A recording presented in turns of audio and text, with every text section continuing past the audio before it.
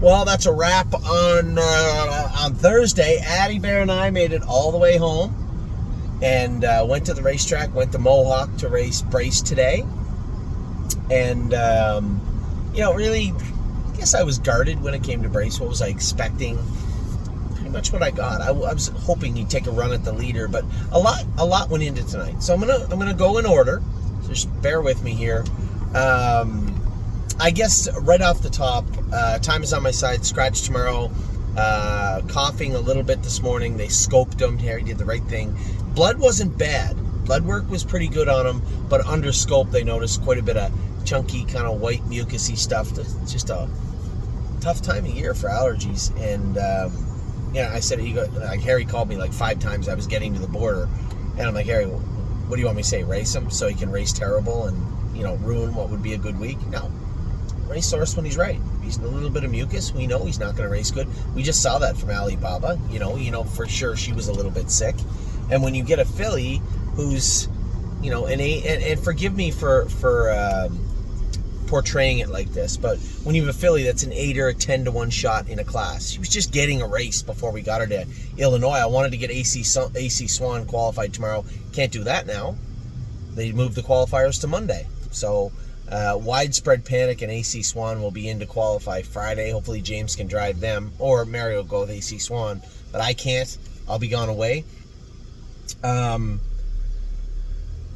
So wanted to get AC Swan qualified and then ship them both out to Illinois. The stake race is coming up. I think it's the 6th or the 11th of August. Either way, Alibaba, we're going to put her on a couple of days antibiotics, run some fluids through her, make sure she's okay for her first start down there. She should be able to trot the same route, 59. She must have trotted in 2 minutes and a piece tonight. And she wasn't on the top of her game. So I guess it's conceivable to think she's going to trot around DeCoin or, Hawthorne in 59, 58 and a piece, 59 when Jim gets her tight. Yeah, I believe so. I absolutely think so. So I think that's probably what's going to happen there. AC Swan a little bit behind her. We'll get her qualified on Monday and then get both of them out. So let's rewind to the start of the day. I want to start off before I look at the calendar. Sunset Acres Girl was the easiest kind of winner today, I'm told. I didn't see the video. I just heard she won, which is great news. And that's 3 wins in a second and 4 starts for Sunset Acres Girl to kick off her career. So great job by Donnie. I'm hoping we can find the video of it somewhere. Maybe somebody has a cell phone video or something of the filly racing in Michigan. But she was a winner today. And I forbid you, I was really starting to get a little shaky with this filly. Maybe she is a coward. Maybe she's not a winner. Maybe she doesn't feel as good as she appears to be.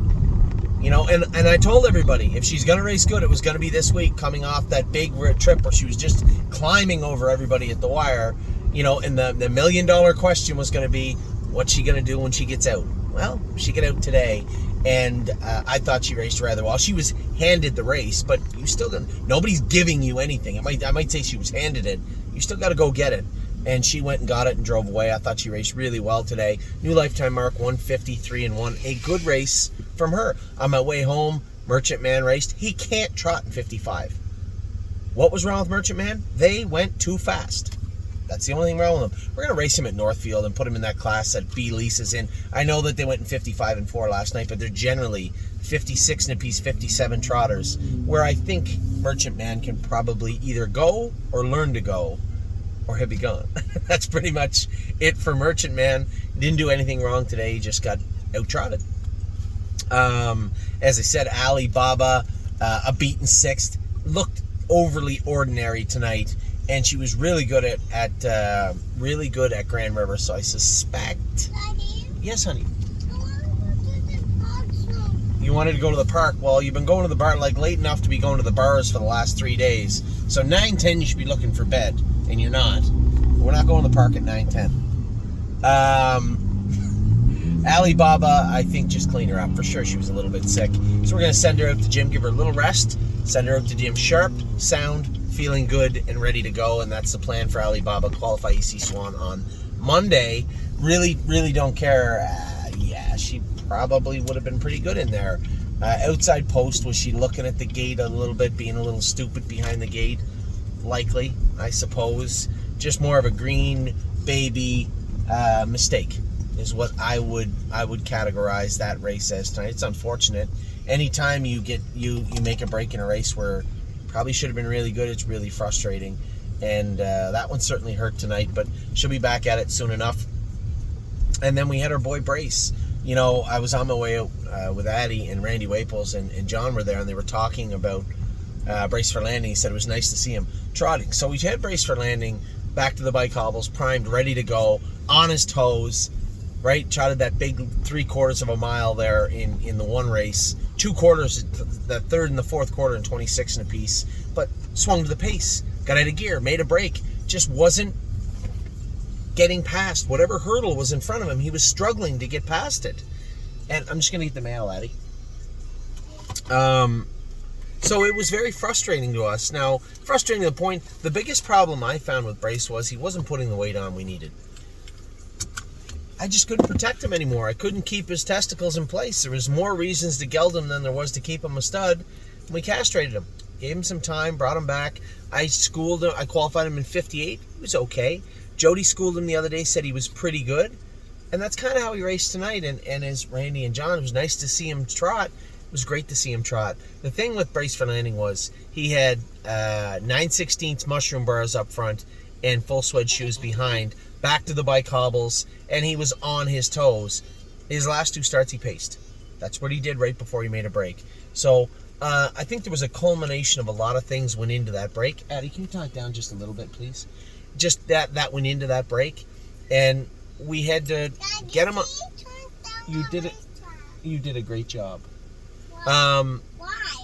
You turned it down when I asked you to, and I appreciate it. Thank you.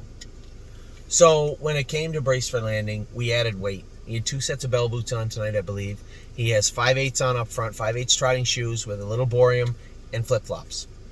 Behind he has aluminum shoes, which I didn't love.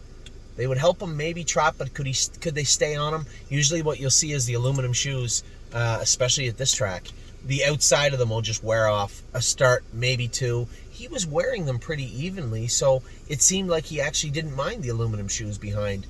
And Dominic and I talked about this. I said, let him. I said, you do what you want, but let him tell us how he likes those shoes or not. And the way he's wearing them, I think he's just fine. Now, will we be able to get those flip-flops off, and we'll be able to take a set of bell boots off, then maybe both sets of bell boots off, lighten him up a little bit more? You know, will he be able to get a little more stamina in him? That wasn't the horse that we qualified and raced. I qualified in 55 and 3. That wasn't him tonight.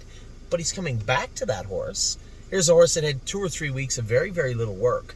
Then we trained him a little bit, trained him in 58, schooled him in 56. He had to have trot, 55 in a bit tonight? I thought he raced good. I'd like to see him attack and be right at the throat latch of Passerino, or whatever that horse's name. James says that's a good horse. You know, Jody said, we were pulling up, and I said, was he kind of like that in school? He said he felt good, but he's a little shaky. I said, just when you dropped into the 2-hole and he advanced, when he switched gears, he put a step in, and then coming out of the turn, he put a step in, but at no point did I think I was going to lose him. He said, yeah, he said, I thought I might get a little room down the lane. I said, Jody, we all want things we're not going to have in life. And you weren't getting any room.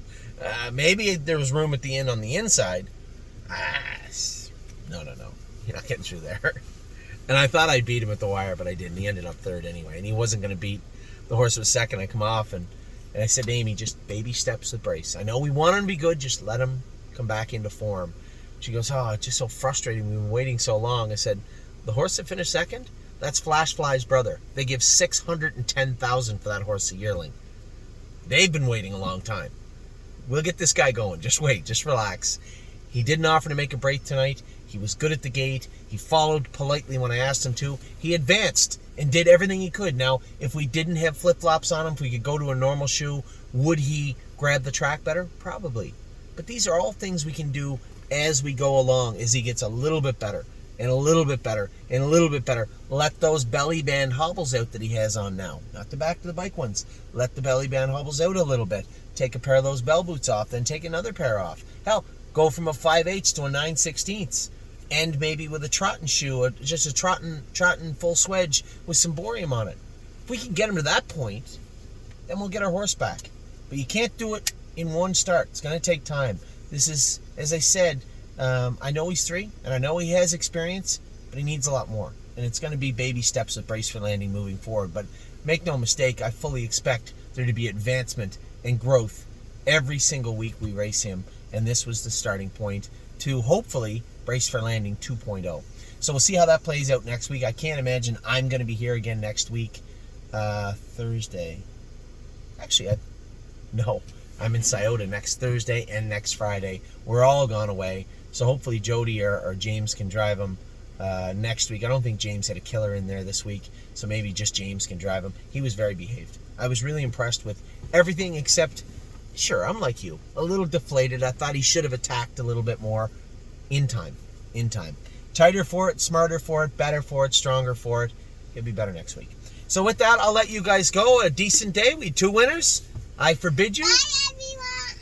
Hi, everyone. Oh, it's about to be bye, everyone. We had 2 winners today. I forbid you, really pleased with her. And we had a winner from Sunset Acres Girl, very pleased with her. Alibaba will clean her up and get her out to Illinois immediately. Merchant Man is going over to Northfield Park. Really don't care. She'll be back swinging soon enough in the next New York Sire Stakes Excelsior A. And Brace for Landing. Who knows? Sky's still a limit for this guy. Take care.